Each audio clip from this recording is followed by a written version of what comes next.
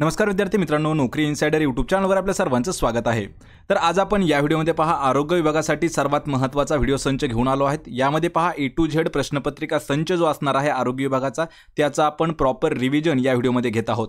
आतापर्यंत विचारण्यात आलेले जे काही महत्त्वाचे प्रश्न होते पहा आरोग्य विभागासाठी तेच आपण घेत आहोत। यामध्ये गट क आणि गट ड भरतीसाठी सर्वात महत्त्वाचे ठरणारे प्रश्न आहेत। यामध्ये पहा आरोग्य सेवक, आरोग्य सेविका, वाहन चालक, परिचारिका तसेच सामान्य ज्ञान आणि चालू घडामोडी जे असणार आहेत 2023च्या याचे देखील प्रश्न आपण ॲड केलेले आहेत। तसेच मित्रांनो आपल्याला या व्हिडिओची जर PDF डाउनलोड करायची असेल तर पहा आपलं टेलिग्राम आहे मराठी नोकरी या नावाने। टेलिग्रामची लिंक मी तुम्हाला डिस्क्रिप्शनमध्ये दिलेली आहे, त्या ठिकाणी जाऊन आपण टेलिग्रामला देखील जॉइन करा आणि चॅनलवरती जर नवीन असाल तर लगेच आपल्या नोकरी इनसाइडर या यूट्यूब चॅनलला देखील सबस्क्राइब करून ठेवा, म्हणजे आपल्याला डेली याच पद्धतीचे व्हिडिओ जे आहेत हे पाहायला मिळतील। चला तर व्हिडिओला सुरुवात करूया। तर पहा आपला प्रश्न पहिला आहे, भारताचा पहिला अंतराळवीर खालीलपैकी कोण आहे? मित्रांनो प्रत्येक प्रश्नाचं जर उत्तर येत असेल तर 3 ते 5 सेकंदामध्ये आपण प्रत्येक प्रश्नाचं उत्तर देऊ शकता। आता यामध्ये सर्वात महत्त्वाचं म्हणजे ही काही आरोग्य विभाग असणार आहे या वर्षीची ते IBPS घेत आहे आणि विशेष म्हणजे मित्रांनो IBPS मध्ये टोटल 4 ऐवजी 5 ऑप्शन्स जे असणार आहेत ते येणार आहेत, लक्षात ठेवा। त्यामुळे पण ही जी प्रश्नपत्रिका आहे ही आपण मागील वर्षीची घेतलेली आहे, त्यामुळे फक्त आणि फक्त आपण 4च ऑप्शन घेत आहोत आणि प्रश्न कितीही सोपे जरी असले तरीही हे प्रश्न परीक्षेत विचारण्यात आलेले आहेत। फक्त आपण हा व्हिडिओ जो आहे हा रिव्हिजन म्हणून घेत आहोत आणि जर आपल्याला मॉडेल आन्सर पेपर जर क्वेश्चन पेपर जर पाहायचे असतील तर त्याची लिंक मी तुम्हाला डिस्क्रिप्शनमध्ये दिली आहे, त्या चॅनलवरती जाऊन आपण पूर्ण 5 ऑप्शन असणारे आणि सर्वात महत्त्वाचं म्हणजेच IBPS पॅटर्न नुसार विचारलेले प्रश्न आपण पाहू शकता। तर पहा भारताचा पहिला अंतराळवीर कोण आहे? याचं उत्तर होईल पहा ऑप्शन क्रमांक ड, तर राकेश शर्मा जो आहे हा भारताचा आपला पहिला अंतराळवीर आहे। प्रश्न क्रमांक 2 आहे, पृथ्वीला सर्वाधिक जवळचा ग्रह कोणता आहे? पहा पृथ्वीला सर्वात जवळ असणारा ग्रह कोणता आहे? आणि या प्रश्नाचं योग्य उत्तर होईल ऑप्शन क्रमांक ए, तर शुक्र हा जो ग्रह आहे शुक्र ग्रह पृथ्वीला सर्वात जवळचा ग्रह आहे। हा प्रश्न आपल्याला 2021च्या आरोग्य भरतीमध्ये सुद्धा विचारण्यात आला होता। प्रश्न क्रमांक 3 आहे, 8 मार्च हा दिवस खालीलपैकी कोणत्या नावाने साजरा केला जातो? मित्रांनो 8 मार्च, कारण हा जो दिवस आहे हा आपल्याला दिनविशेषवरती भरपूर वेळा विचारण्यात आलेला दिवस आहे, लक्षात ठेवा। तर 8 मार्च हा जो दिवस आहे हा पर्याय क्रमांक सी म्हणजेच महिला दिन, जागतिक महिला दिन म्हणून साजरा केला जातो। कधी कधी आपल्याला दिनविशेषमध्ये उलटा प्रश्न विचारला जातो की जागतिक महिला दिन हा कोणत्या तारखेला असतो? तर 8 मार्च या तारखेला असतो जागतिक महिला दिन। पर्याय क्रमांक क आपलं योग्य उत्तर होईल। प्रश्न 4 आहे, लाळेत खालीलपैकी कोणते पाचक रस असतात? पहा जी आपली लाळ आहे लाळेमध्ये असणारे पाचक द्रव्य कोणते आहे? आणि या प्रश्नाचं उत्तर होईल ऑप्शन क्रमांक ड, तर टायलिन हे जे आहे हे आपल्या लाळेमध्ये असतं। पर्याय 4 आपलं उत्तर होईल। प्रश्न क्रमांक 5 आहे, श्वास घेणे म्हणजेच ऑक्सिजन, तसे उच्छवास, लक्षात ठेवायचे। ज्यावेळी आपण श्वास घेतो त्यावेळेस ऑक्सिजन घेत असतो आणि उच्छवास म्हणजे काय तर श्वास सोडणे, लक्षात ठेवा। श्वास घेणे ऑक्सिजनने घेत असतो आणि उच्छवास म्हणजे श्वास सोडतो म्हणजेच का कोणता आपण वायू रिलीज करत असतो पहा पर्याय क्रमांक ड, कार्बन डायऑक्साइड CO2 हा जो वायू आहे हा आपण सोडत असतो श्वास सोडताना। पर्याय क्रमांक 4 आपलं योग्य आन्सर होईल। प्रश्न 6 आहे, लोकमान्य टिळकांनी मंडालेच्या तुरुंगात खालीलपैकी कोणता ग्रंथ लिहिलेला आहे? प्रत्येक वर्षी आपल्याला पहा ग्रंथ आणि त्याचे लेखक जे आहेत हे नेहमी विचारले जातात आणि हा इतिहासावरील महत्त्वाचा प्रश्न आहे। लोकमान्य टिळक यांनी मंडालेच्या जेलमध्ये असताना एक ग्रंथ लिहिला होता, तर त्या ग्रंथाचं नाव काय आहे? ऑप्शन क्रमांक बी म्हणजेच गीता रहस्य आपलं उत्तर होईल। प्रश्न 7 आहे, जालियनवाला बाग हत्याकांडास आदेश देणारा इंग्रज अधिकारी खालीलपैकी कोण होता? जो 1919ला जालियनवाला बाग हत्याकांड घडलेला होता, तर त्या हत्याकांडास आदेश देणारा इंग्रज अधिकारी कोण होता? तर या प्रश्नाचं उत्तर होईल पहा ऑप्शन क्रमांक अ, तर जनरल डायर याच्या म्हणण्यानुसार त्या ठिकाणी गोळीबार झाली होती, म्हणजेच जालियनवाला बाग हत्याकांड जो आहे याला जिम्मेदार असणारा इंग्रज अधिकारी आहे जनरल डायर।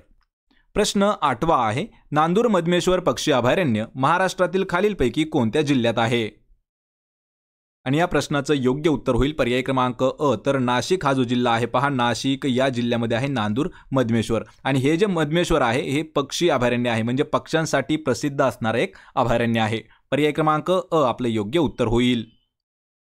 प्रश्न क्रमांक 9 आहे, कृष्णा नदी कोणत्या ठिकाणी उगम पावते? पहा मित्रांनो, सर्वात महत्त्वाचं आहे, जेवढे काही भारतातील महत्त्वाच्या नद्या आहेत तर त्या नद्या कोणत्या ठिकाणी उगम पावतात यावरही आपण डीपमध्ये एक व्हिडिओ लवकरच घेऊया. म्हणजे आपल्याला प्रत्येक ठिकाणी उगम पावणारी नदी जी आहे यावरती आपल्याला जवळपास एक प्रश्न हा नेहमी विचारला जातो. तर कृष्णा नदी जी ही आहे, लक्षात ठेवायचे, ही महाबळेश्वर म्हणजेच पर्याय क्रमांक 2 महाबळेश्वर या ठिकाणी उगम पावते. प्रश्न क्रमांक 10 आहे, हॉकीचा जादूगर म्हणून कोणाला संबोधले जाते? पहा, हॉकीचा जादूगर हे जे आहे हे मेजर ध्यानचंद यांची ओळख आहे हॉकीचा जादूगर म्हणून. पर्याय 4 आपलं योग्य उत्तर होईल. आणि विश्वनाथन आनंद हे जे आहेत पहा मित्रांनो, हे चेसपटू आहेत म्हणजे ग्रँड मास्टर आहेत. लक्षात ठेवा, मेजर ध्यानचंद हे आपलं उत्तर असणार आहे. प्रश्न क्रमांक 11 आहे, दिल्लीमधील महात्मा गांधीजींचे समाधीस्थळ कोणते आहे? किंवा महात्मा गांधीजींचं जे दिल्लीमधील समाधीस्थळ आहे त्याला कोणत्या नावानं ओळखलं जातं?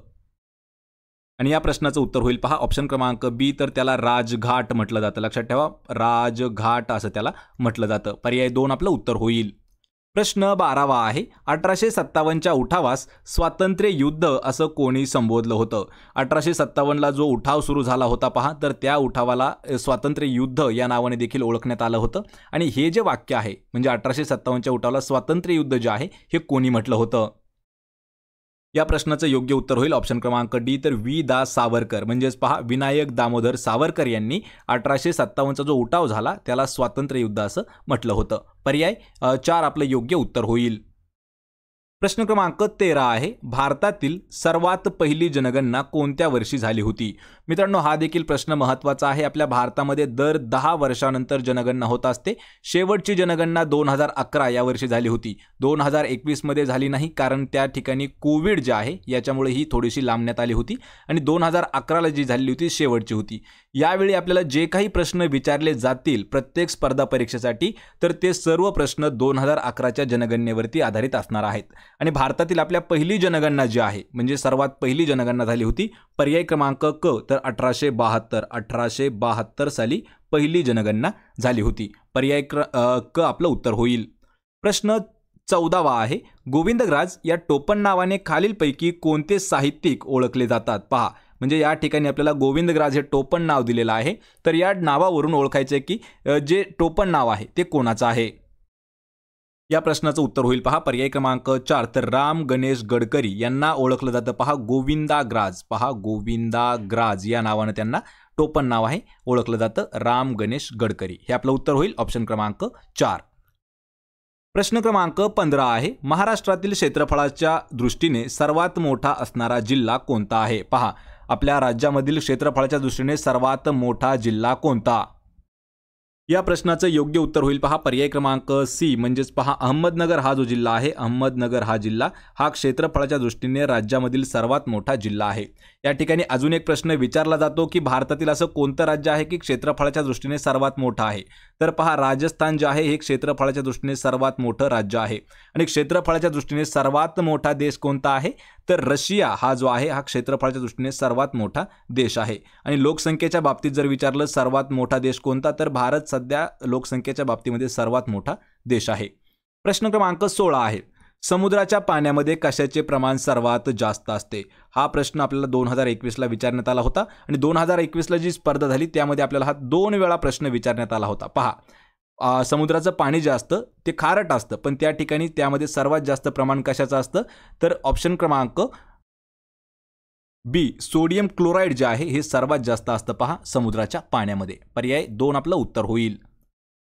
प्रश्न 17 आहे, महाराष्ट्रात सातारा या ठिकाणी प्रति सरकारची स्थापना कोणी केली? या ठिकाणी प्रश्न मित्रांनो लक्षात ठेवायचा आहे, प्रति सरकार किंवा कधी कधी आपल्याला पत्री सरकार असा शब्द देखील विचारला जातो. तर ही जी स्थापना झालेली आहे ही सातारामध्ये झालेली आहे. कोणी केलेली आहे? तर क्रांती नानासिंह पाटील यांनी केलेली आहे पहा प्रति सरकारची स्थापना साताऱ्यात. पर्याय क्रमांक 3 आपलं योग्य उत्तर असणार आहे. मित्रांनो, हा इतिहासातील सर्वात इम्पॉर्टंट असणारा प्रश्न आहे पहा, कारण हा भरपूर वेळा सरळ सेवेसाठी विचारण्यात आलेला प्रश्न आहे. प्रश्न क्रमांक 18 आहे, ताकामध्ये डॅश हे जीवाणू असतात. पहा, जे आपलं ताक आहे ताकामध्ये कोणत्या प्रकारचे बॅक्टेरिया असतात? जीवाणू म्हणजे पहा बॅक्टेरिया, आणि व्हायरस म्हटलं तर ते असतात पहा विषाणू. आणि ताकामध्ये कोणते असतात? हा जो प्रश्न आहे हा देखील विचारण्यात आला होता, लॅक्टोबॅसिलस. लॅक्टोबॅसिलस पर्याय क्रमांक 2 आपलं उत्तर होईल. हे ताकामध्ये आढळणारे बॅक्टेरिया असतात. प्रश्न 19 आहे, थोर समाजसेवक बाबा आमटे यांचे संपूर्ण नाव काय आहे? आणि या प्रश्नाचं योग्य उत्तर होईल पहा ऑप्शन क्रमांक डी, तर मुरलीधर देवीदास आमटे, त्यांनाच आपण टोपण नावाने ओळखतो पहा, बाबा आमटे या नावानं. पर्याय क्रमांक 4 आपलं योग्य उत्तर होईल. प्रश्न 20 आहे, भारत आणि चीन यांच्यामध्ये युद्ध कोणत्या वर्षी झालं होतं? प्रश्न मित्रांनो हा महत्त्वाचा आहे. हा देखील आपल्याला 2021ला पोलीस भरतीमध्ये विचारण्यात आलेला प्रश्न होता. तर भारत आणि चीन यांच्यामध्ये एक युद्ध झालं होतं, तर ते आपल्याला सांगायचे की कोणत्या वर्षी झालेलं आहे. आणि यांच्यामध्ये युद्ध झालेलं आहे ऑप्शन क्रमांक सी, 1962. 1962 या वर्षी झालेलं आहे भारत आणि चीनमध्ये एक युद्ध. पर्याय 3 आपलं योग्य उत्तर होईल. प्रश्न क्रमांक 21 आहे, इजिप्त देशाची राजधानी खालीलपैकी कोणती आहे? लक्षात ठेवायचंय आपल्याला सर्वात जास्त काय विचारलं जातं? राज्य आणि त्यांची राजधानी. कधी कधी आपल्याला प्रश्न असाही विचारला जातो पहा, देश आणि त्यांची राजधानीवर देखील. तर या ठिकाणी आपण दोन्ही व्हिडिओ जे आहेत ते घेतलेले आहेत. या ठिकाणी इजिप्त जो देश आहे तर इजिप्तची राजधानी आहे पहा ऑप्शन क्रमांक सी, तर कैरो इजिप्तची राजधानी आहे. प्रश्न 22 आहे, तापमापीत खालीलपैकी कोणता पदार्थ वापरला जातो? जे तापमापी आहे थर्मामीटर, त्यामध्ये वापरला जाणारा पदार्थ कोणता असतो? याचं उत्तर होईल पहा पर्याय क्रमांक अ, तर पारा. लक्षात ठेवायचे पारा हा जो आहे हा तापमापीमध्ये वापरण्यात येणारा एक पदार्थ आहे. पर्याय 1 आपलं योग्य उत्तर होईल. प्रश्न क्रमांक 23 आहे, देहू व आळंदी ही वारकरी संप्रदायाची तीर्थक्षेत्र खालीलपैकी कोणत्या नदीच्या काठी वसलेली आहेत? कोणते कोणते? देहू आणि आळंदी.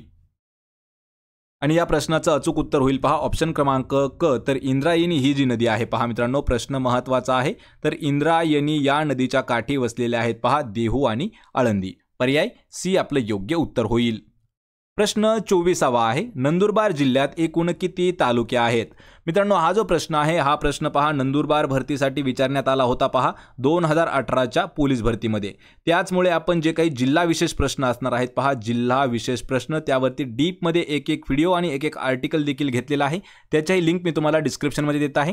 तर नंदुरबार जिल्ह्यामध्ये एकूण 6, लक्षात ठेवा एकूण 6 तालुके आहेत.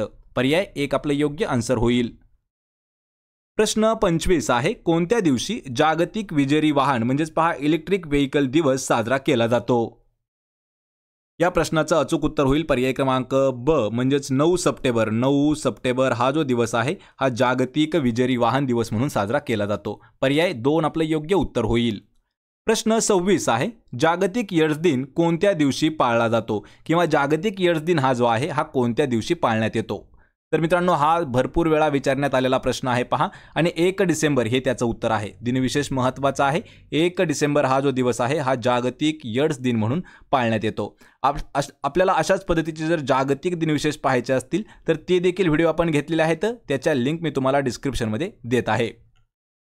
प्रश्न 27 आहे, संविधान सभेने कोणत्या दिवशी राष्ट्रीय ध्वजाची स्वीकृती केली होती? पहा कोणता दिवस आहे की त्या दिवशी संविधान सभेने राष्ट्रध्वजाची स्वीकृती केली होती, म्हणजे त्याला स्वीकारलं होतं.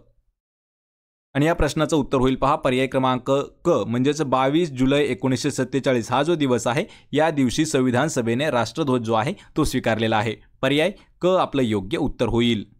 प्रश्न क्रमांक 28 आहे, पर्यावरण संरक्षण व संवर्धनाच्या क्षेत्रात कार्यरत असलेल्या पुण्यातील वनराई संघटनेचे प्रणेते कोण आहेत? पहा पुण्यामध्ये काय आहे वनराई, आणि त्या संघटनेचं नेता कोण आहे जे की पर्यावरण संरक्षण आणि संवर्धन क्षेत्रामध्ये काम करते? या प्रश्नाचं उत्तर होईल ऑप्शन क्रमांक 4, तर मोहन धारिया. लक्षात ठेवा प्रश्न हा महत्त्वाचा आहे. मोहन धारिया हे जे आहेत हे पर्यावरण संवर्धन आणि पर्यावरण संरक्षण या क्षेत्रात काम करत असलेली एक संघटना आहे. तिचं नाव आहे वनराई. ती आहे पुण्यामध्ये आणि त्याचे नेते आहेत मोहन धारिया. ऑप्शन क्रमांक 4 आपलं योग्य आन्सर होईल. प्रश्न क्रमांक 29 आहे, कोणत्या देशाने गाओफेन 502 या नावाचा पृथ्वी निरीक्षण उपग्रह अंतराळात प्रक्षेपित केलेला आहे? पहा गाओफेन 502 या नावाचा एक उपग्रह आहे, तर तो कोणत्या देशाने प्रक्षेपित केला आहे? आणि या प्रश्नाचं उत्तर होईल पर्याय क्रमांक 4, तर चायना हा जो देश आहे यांनी सोडलेला एक उपग्रह आहे आणि त्याचं काम काय आहे पृथ्वीचं निरीक्षण करणं. ऑप्शन क्रमांक 4 आपलं उत्तर होईल. प्रश्न क्रमांक 30 आहे, जागतिक परिचारिका दिन कोणत्या दिवशी साजरा केला जातो? आणि या प्रश्नाचं योग्य उत्तर होईल पर्याय क्रमांक 2 तर 12 मे हा जो दिवस आहे हा जागतिक परिचारिका दिन म्हणून साजरा करण्यात येतो। मित्रांनो हा प्रश्न इम्पॉर्टंट आहे पहा, दरवर्षी आपल्याला नर्सिंगच्या परीक्षेमध्ये हा प्रश्न हमखास असतो, त्यामुळे हा प्रश्न नोट करून ठेवायचा आहे। तर मित्रांनो हे होते पहा आपले 30 प्रश्न की जे आपल्याला आरोग्य भरतीमध्ये विचारण्यात आले होते 2021ला। त्यातील काही प्रश्न जशाच तसे आपल्याला पोलीस भरतीमध्ये सुद्धा विचारण्यात आले होते। आपल्याला या 30 प्रश्नांपैकी किती प्रश्नाचं उत्तर देता आलं हे मला कमेंट करून नक्की सांगा। व्हिडिओ जर आवडला तर व्हिडिओला लाईक करा, आपल्या मित्रांमध्ये व्हिडिओ शेअर करा आणि आपल्या नोकरी इनसाइडर या यूट्यूब चॅनलला देखील सबस्क्राइब करून ठेवा। सोबतच मित्रांनो प्रत्येक व्हिडिओची PDF जर आपल्याला फ्रीमध्ये मिळवायची असेल तर आपलं टेलिग्राम आहे पहा नोकरी इनसाइडर याच नावानं, त्याची लिंक मी तुम्हाला डिस्क्रिप्शनमध्ये देत आहे। आपल्याला जर अजून जास्त प्रश्न पाहायचे असतील तर naukriinsider.com या नावाने आपली वेबसाईट देखील आहे, त्यावरती आपल्याला जास्त प्रश्न जे आहेत हे आपण ठेवलेले आहेत, त्यालाही जाऊन आपण भेट द्यायची आहे। आपण भेटूया पुढच्या एका अशाच नवीन व्हिडिओमध्ये, तोपर्यंत जय हिंद, जय महाराष्ट्र।